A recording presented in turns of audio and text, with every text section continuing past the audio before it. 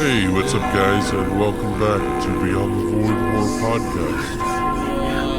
We're going to be doing a spoiler-free review. While them demonstrations gone mine makes me say we're gonna and my mind makes me say Let's get into it.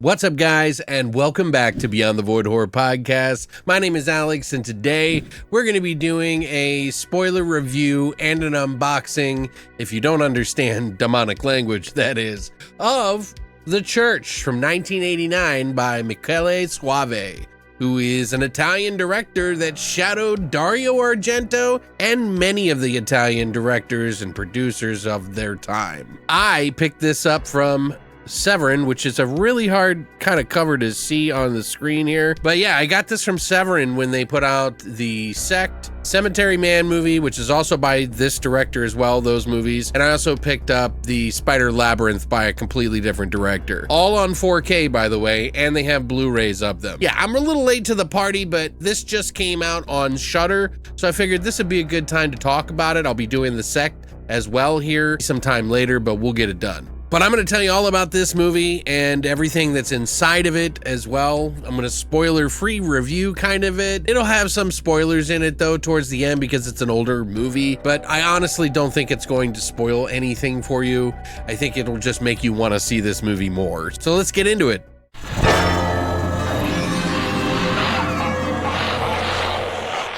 So yeah, The Church is a movie that is all over the place. There is so many different layers to this movie that it becomes a little muddled and crazy for a lot of people who watch it. It is one that has kind of won me over the years. After rewatching it, I kind of get it. And I kind of see through the flaws, so to speak, that this movie might have, that some people might think about when they finish the movie, were they completely satiated? But I feel like is a really great movie. I think this is a fantastic movie that you'll never see anything like it.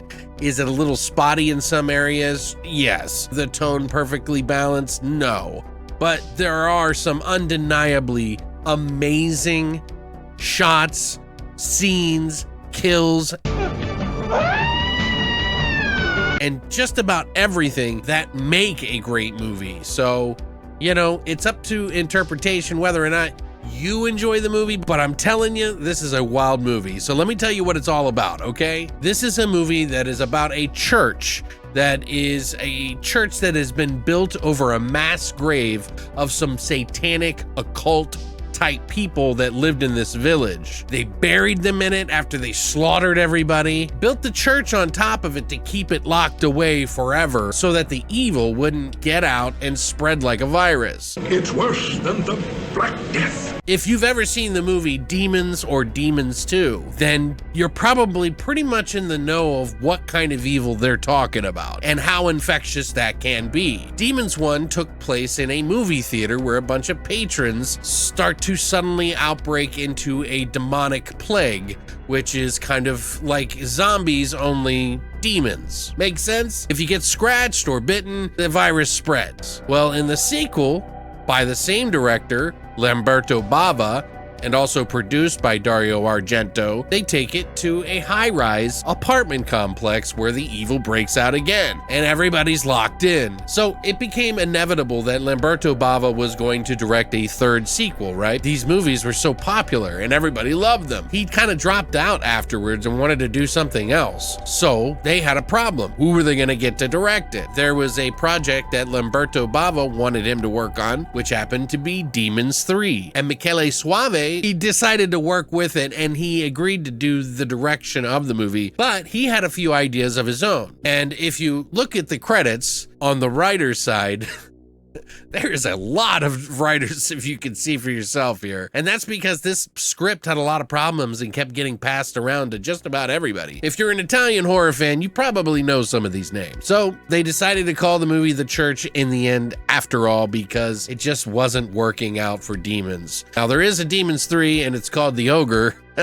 which is not really a Demons film either, but I guess just the producers who kept on buying the franchise wanted to use the name, and so there's like 7 Demons movies. But this one, man, holy shit. This one has some of the wildest kills, some of the wildest like practical creatures. They just got a little bit of everything in this movie. Literally, there's ghosts, there's killer kids, there's large gargoyle people, there's demons all over the place. The kills in this movie have some pretty wild ones, by the way. A person that gets splattered by a fucking vehicle.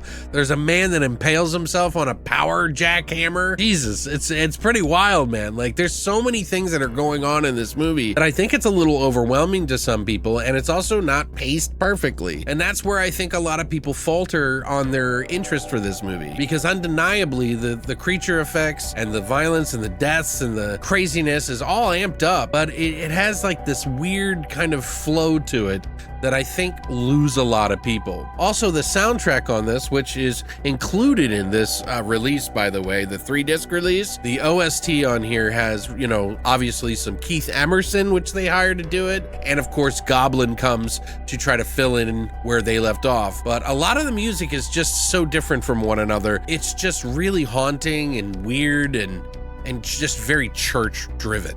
That plays well into the movie, but I think they're more in segments than they are for the whole vibe of the film, because it just kind of takes you from one segment to the next, and sometimes in between there's some dialogue. There's a lot going on, there really is. It's something that, at first watch I was kind of like mid on. I was like, but then you rewatch it and you go, oh yeah, there's that fucking weird goat man like this.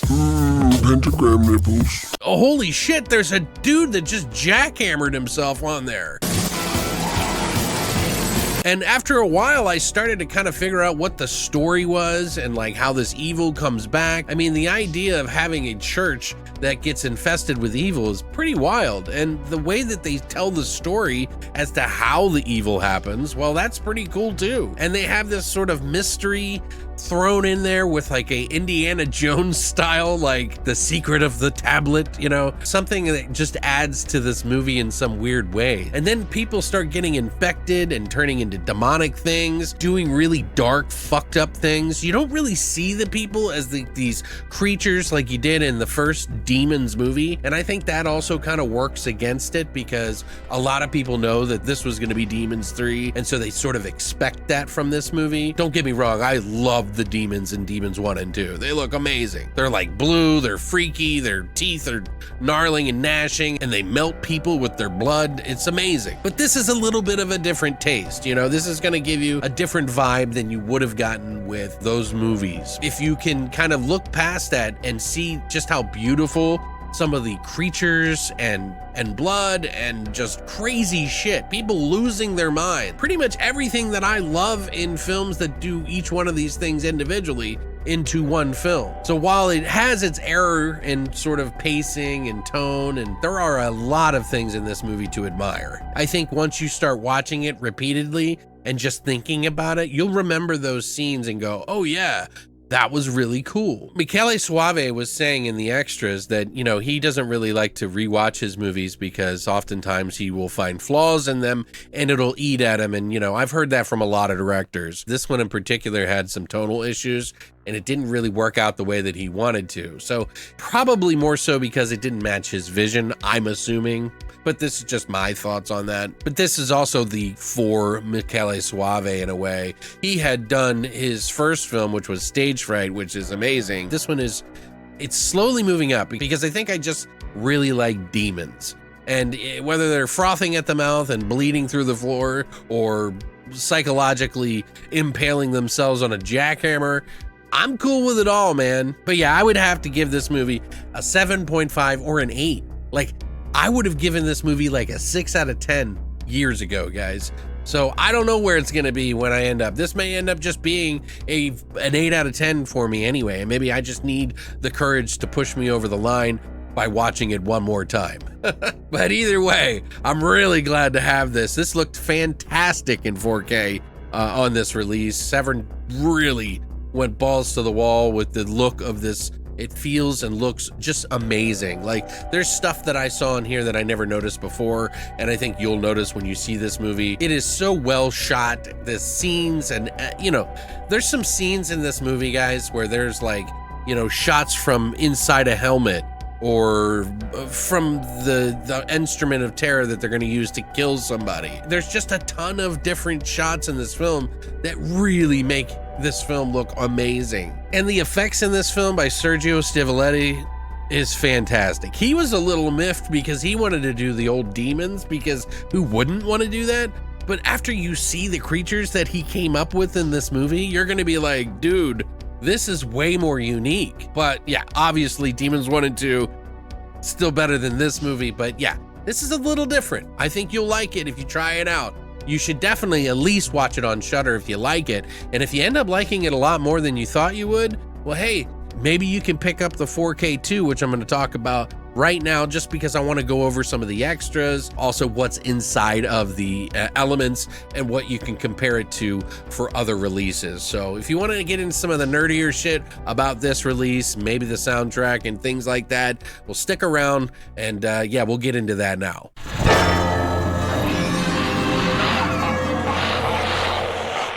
So yeah, this release, I mean, I have all of them. So I have the church that I got. This is the Anchor Bay, which is coming back. They got new owners, but this is the Anchor Bay release that I got from back in the day, if you can see.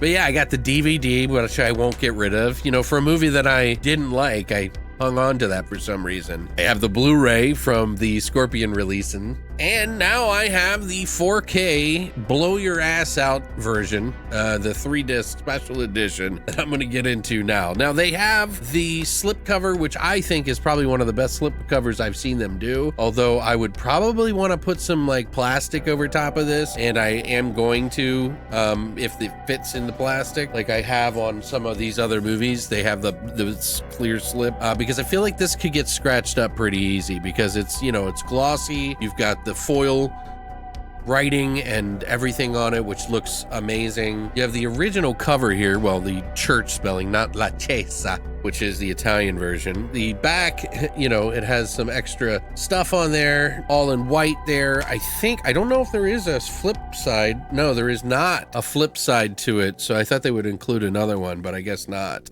So yeah, you just get those two. This is the limited edition. So this is the one that comes with the slipcover and the 3-disc set with the original soundtrack on it. So this cover will come on the front of this one. So if you get the standard release with just the 4K and the Blu-ray, or you just get the Blu-ray, I have a feeling they'll have this on the cover, and on the reverse, they'll have this.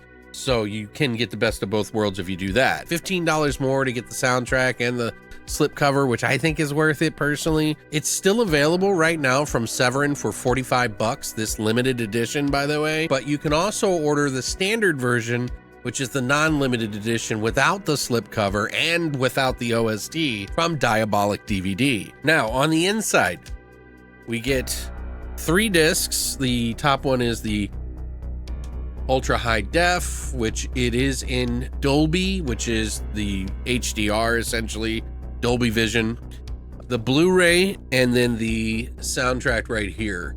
Now, if you're looking for the soundtrack notes, they're in the back of this booklet here, which I will go over and show you a little bit. It's in the very, very back if you want to check out the actual, listing of the soundtrack here. Now, there was a LP, 2 double LP that went out that was made for the church here not too long ago with similar cover, and it was from Mondo, and that's still available, but it is actually missing 2 of the tracks that are on this release.